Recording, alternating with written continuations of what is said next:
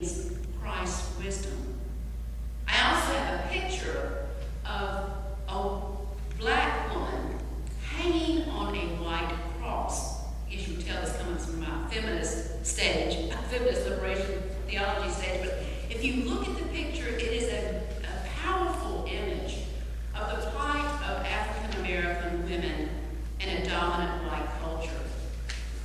If you were to go to an Asian church, and you would discover there a Christ who has almond eyes and who has the skin of a yellowish-colored Asian person.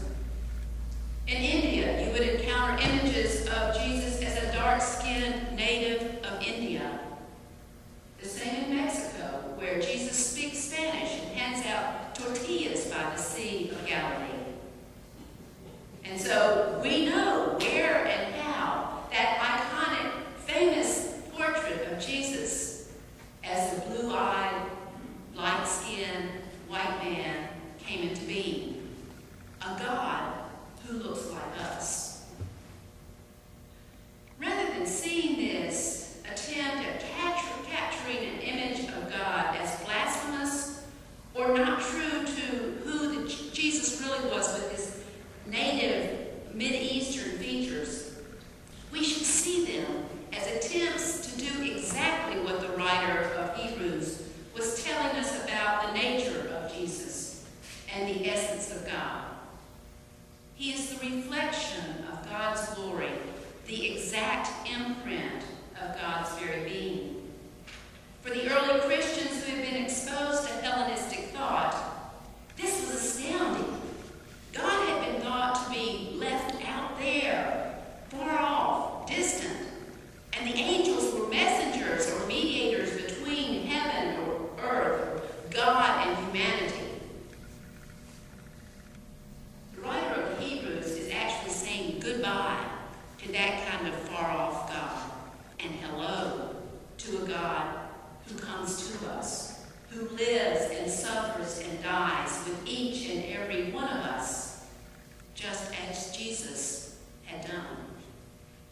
God was, according to the Hebrews writer, revealed to be like one of us in the person of Christ. And if Jesus is the exact imprint of God, and we are created in the image and the likeness of God, and Jesus finds a home in the heart of everyone, even those who were considered outcasts in his time and also in ours, what does that mean for us? It means, I believe, that every person who lost their life in the earthquakes in Indonesia and in the tsunami in Samoa this week was a member of God's family. And so God weeps, and so should we.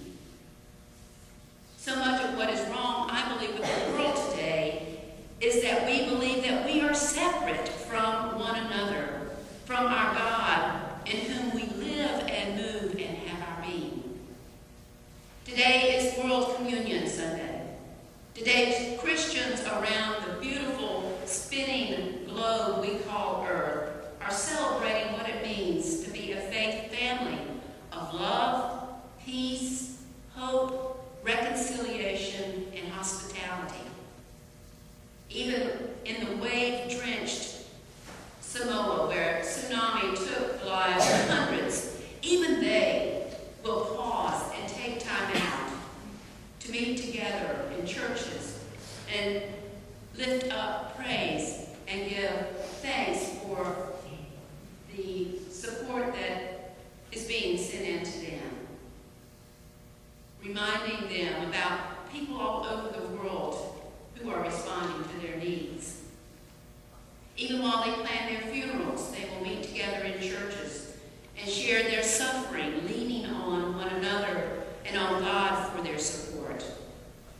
People in South Africa are singing hymns and beating their drums in holy places like Darfur and Rwanda, places that have endured great suffering. From the muddy fields of the flood-soaked Georgia land to the burned acres of forest in California, people will come together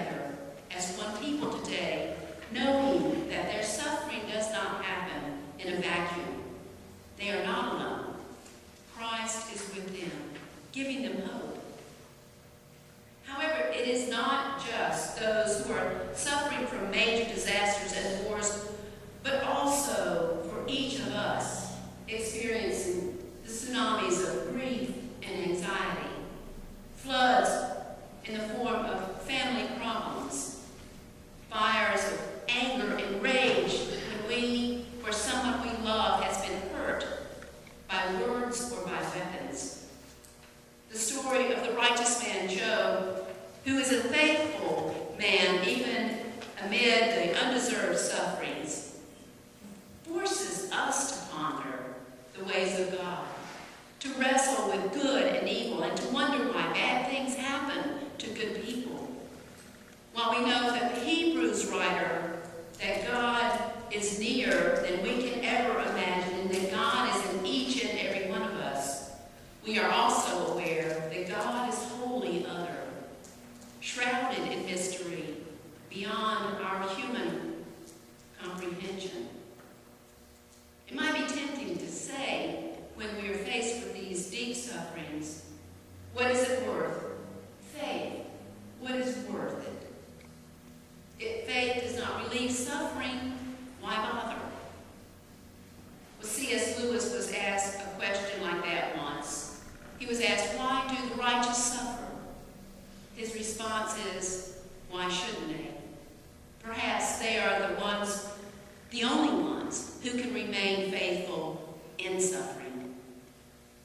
Holding on to faith in the midst of suffering, great and small, allows us to continue to be the working hands and feet of the one we call Lord, so that when our sufferings ease and our burdens are lightened, then we can be with those who are having trouble with theirs.